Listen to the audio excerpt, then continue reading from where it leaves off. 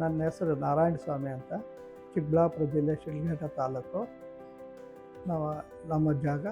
ಆಮೇಲೆ ನಾವು ಈ 2 ವರ್ಷದಿಂದ ಮಂಡಿ ನೋವಿತ್ತು, ಓಡಾಡೋಕ್ಕಾಗ್ತಾಯಿಲ್ಲ, ತೋಟದಲ್ಲಿ ಕೆಲಸ ಮಾಡೋಕ್ಕಾಗಲ್ಲ, ವಾಕಿಂಗ್ ಮಾಡೋಕ್ಕಾಗ್ತಾಯಿರಲ್ಲ.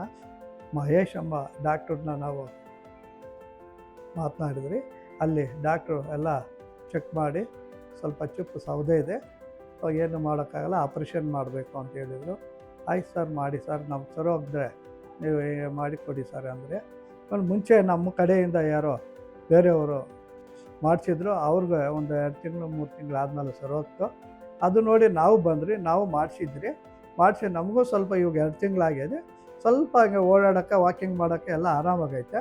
ಡಾಕ್ಟ್ರನ್ನ ಈಗ ಮಾತಾಡಿದರೆ ಇನ್ನೂ 1 ತಿಂಗಳು ಆಗಲೇ, ಆಮೇಲೆ ಇನ್ನೂ ಆರಾಮಾಗ್ತದೆ, ಇನ್ನೂ ಚೆನ್ನಾಗಾಗ್ತದೆ, ಸಕ್ಸಸ್ ಆಗಿದೆ, ಓಕೆ ಅಂತೇಳಿ ಎಲ್ಲ ತಿಳುವಳಿಕೆ ಹೇಳಿ, ಎಕ್ಸಸೈಸ್ ಈ ಥರ ಮಾಡಿ, ಈ ಥರ ಹೋಗಿ ನೀವು ಓಡಾಡಿ ವಾಕಿಂಗ್ ಮಾಡಿ, ಏನು ತಾಪತ್ರಯ ಇಲ್ಲ ಅಂತೇಳಿ ನಮ್ಗೆ ಧೈರ್ಯ ಕೊಟ್ಟರೆ ನಾವು ವಾಕಿಂಗ್ ಮಾಡಿ ಈಗ ಓಡಾಡೋಕ್ಕೆ ಕೆಲಸ ಮಾಡೋಕ್ಕೆ ಸ್ವಲ್ಪ ಆಗ್ತಾಯಿದೆ. ಮುಂದೆ ಇನ್ನೂ 1 ತಿಂಗಳು ನೀವು ಇನ್ನೂ ಚೆನ್ನಾಗಿ ಓಡಾಡಿ ಮಾಡ್ಬೋದು ಅಂತ ಈ ಥರ ಹೇಳಿದರು ಅಂತೇಳಿ ನಾವು ಹೇಳಿದ್ರು. ಆದರೆ ಡಾಕ್ಟ್ರು ನಮ್ಗೆ ಎಷ್ಟೋ ಮನವೊಲಿಸಿ ಏನೋ ನಮ್ಗೆ ಭಯ ಇಲ್ದಿರ ಆಪ್ರೇಷನ್ ಥಿಯೇಟ್ರಿಗೆ ಕರ್ಕೊಂಡು ಹೋದಾಗ ನಾವು ಭಯ ಬೀಳ್ತಾಯಿದ್ರಿ. ಮಹೇಶ್ ಡಾಕ್ಟ್ರ್ ಏನು ಭಯ ಬೀಳ್ಬೇಡಪ್ಪ, ನೀನು ಆರಾಮಾಗಿರು, ನಾನು ಏನು ಮಾಡಲ್ಲ, ಸುಮ್ಮನೆ ಇರು ಅಂತೇಳಿ ಚೆನ್ನಾಗಿ ನಮ್ಮ ಮನವೊಲಿಸಿ ಚೆನ್ನಾಗಿ ಆಪ್ರೇಷನ್ ಮಾಡಿದರು. ಇಲ್ಲಿರೋ ಸ್ಟಾಫ್ಸೂ ಚೆನ್ನಾಗಿ ನಮಗೆಲ್ಲ ಮಾತನಾಡಿಸಿ ಟೈಮ್ಗೆ ಇಂಜೆಕ್ಷನ್ನು ಮಾತ್ರೆ ಎಲ್ಲ ಕೊಟ್ಟು ಇಲ್ಲಿ ಇರೋಷ್ಟು ದಿನ ನಮಗೆ ಚೆನ್ನಾಗಿ ಆರೋಗ್ಯವಾಗಿ ಚೆನ್ನಾಗಿ ನೋಡ್ಕೊಂಡ್ರು. ನಮ್ಗೆ ಧೈರ್ಯ ಬಂತು.